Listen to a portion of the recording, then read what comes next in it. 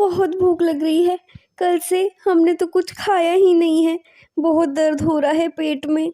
मयूरी, मैं तेरी तकलीफ समझ सकती हूँ। मैं कितनी लाचार बहन हूँ जो अपनी छोटी बहन को एक निवाला भी नहीं खिला पा रही। दीदी, इसमें भला आपका क्या कसूर? ये तो हमारी किस्मत ही खराब है कि अब हमारे हाथ में कुछ भी नहीं रहा। तू चिंता मत कर, मैं कहीं ना कहीं से खाने का इंतज़ाम करने की कोशिश करती हूँ। मुझे तो ये बिल्कुल विश्वास ही नहीं हो रहा, इस मुसीबत की घड़ी में जब हमें अपनों का साथ चाहिए था तो उन्होंने ही छोड़ दिया। ये कहानी दो लाचार बहनें बरखा और मयूरी की है। 2 दिन पहले इनके घर में आग लग गई थी, जिसमें इनके माता पिता का भी देहांत हो गया।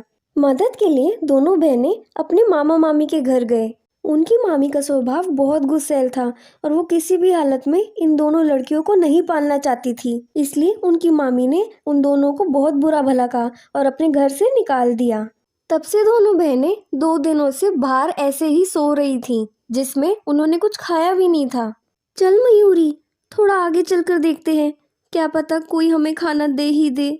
दोनों बहनें थकी हारी खाने की तलाश में चल पड़ी।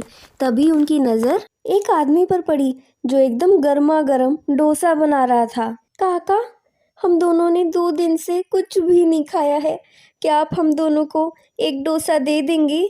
हाँ हाँ, भिखारी बन जाओ और मुफ्त का खाना ले जाओ। यहाँ कोई मुफ्त का खाना नहीं मिलता। चलो निकलो यहाँ से।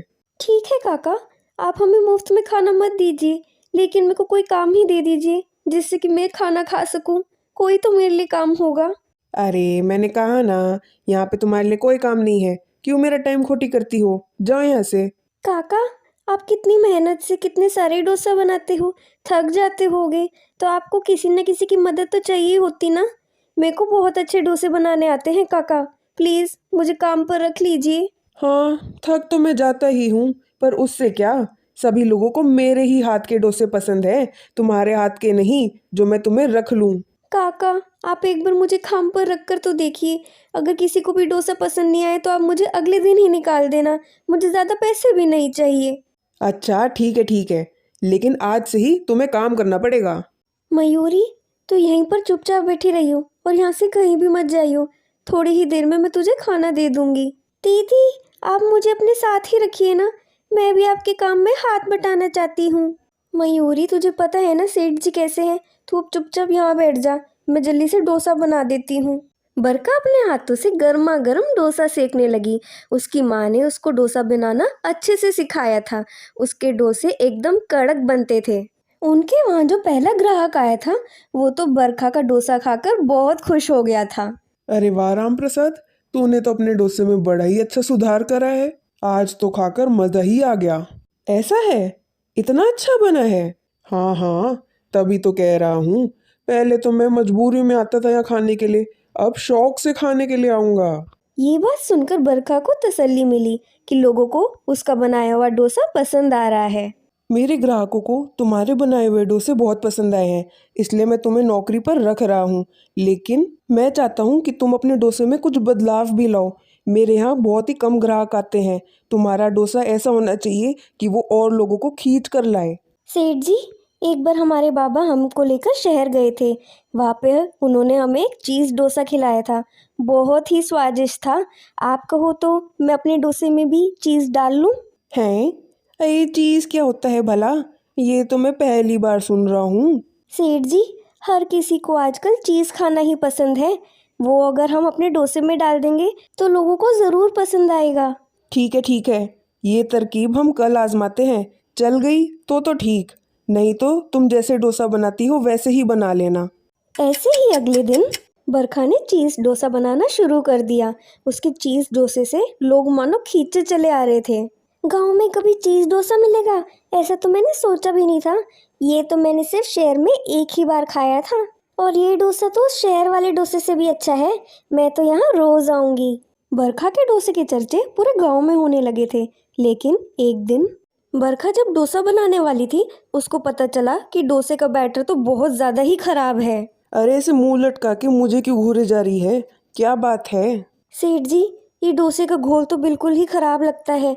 ऐसा लगता है कि कल का बचा हुआ है। मैंने अगर इसके डोसे बनाए तो लोग तो बीमार हो जाएंगे। हाँ तो तुझे उससे क्या है? जैसा मैं कहूँगा वैसे ही तू करेगी। धंधा तो ऐसे ही करा जाता है।